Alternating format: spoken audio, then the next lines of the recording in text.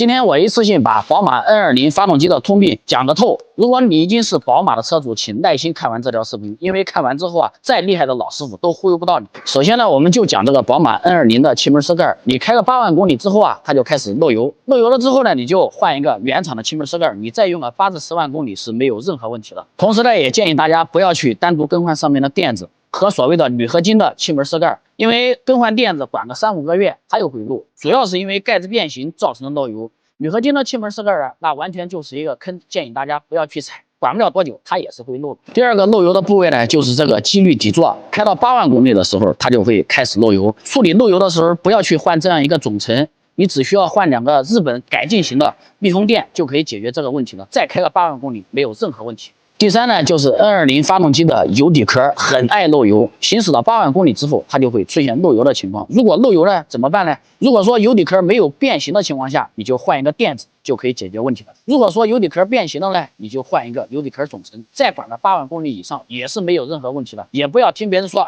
我换一个什么改进型的铝合金油底壳，我跟你讲，大东西就是碰火，智商税，不要去踩这个坑。第四呢，就是这2根涡轮增压器的进出水管，你别看它小啊，2个师傅得1天才能换得完。如果开到8万公里之后，它出现漏水的问题，那么你就只需要更换2个原厂的涡轮增压水管就可以解决问题了。而且有的说换上面的密封圈就可以了，其实啊，不光是密封圈会漏，你看这个管的中间它也会漏，平常它用东西盖着你是看不到的啊。第5个呢，就是宝马 N20 车上的水管，你如果发现它发胀了，或者说边缘有漏防冻液的痕迹了，那么你就要及时更换了，因为它随时可能会让你坏在路上，或者说发动机会高温。那么你在换的时候一定要换原厂的水管才能用得住，副厂的水管一律用不住，因为宝马的发动机温度特别高，用副厂的水管管不了多久它又会漏。建议大家啊，只换原厂的，你再管个8到10万公里又不是什么问题。第6呢，就是这个宝马的电子节温器，它也是一个非常爱坏的东西，因为它是电子的，所以经常会报故障。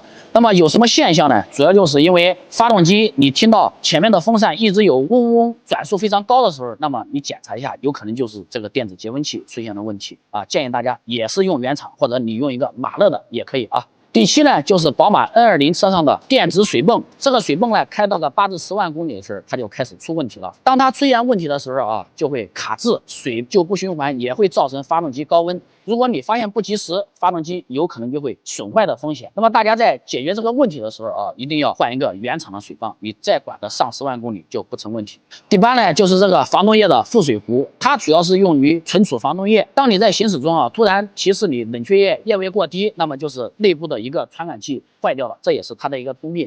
还有一种呢，就是这个排气孔的位置它会开裂，造成漏水。如果你遇到这种问题呢，你就需要及时更换掉。为什么？因为它随时可能会坏在路上。大家在更换的时候呢，也是建议大家使用原厂的，因为它是高温高压的工作。第9呢，就是这个正时链板。正时链板用到10万公里之后啊，它就会出现老化断裂的问题。你开得好好的，它会出现动力不足、爆传动系统故障，或者说冷车启动的时候有异响，那么就是正时链板的问题。建议大家啊，换一套原厂的，再管个10万公里是没有任何问题的。第10呢，就是这个发动机的机脚。当你挂档之后，感觉车身震动特别大的时候，你就可以检查一下这个发动机机脚，因为机脚下沉，里面的油全部漏光了，所以就造成了发动机的震动。那么你换一个猫头鹰的机脚就可以，再管个6到8万公里是没有任何问题的。还有一个就是暖风水阀，这个东西使用到8万公里之后啊，就会出现暖风效果不好，或者说出风口一边有暖风一边没有暖风的问题。它主要就是因为暖风水阀里面的密封塞老化破裂了，冷热水可以相通了，所以就造成了效果不好。那这个时候你就需要更换一个暖风水阀，这个问题就解决了。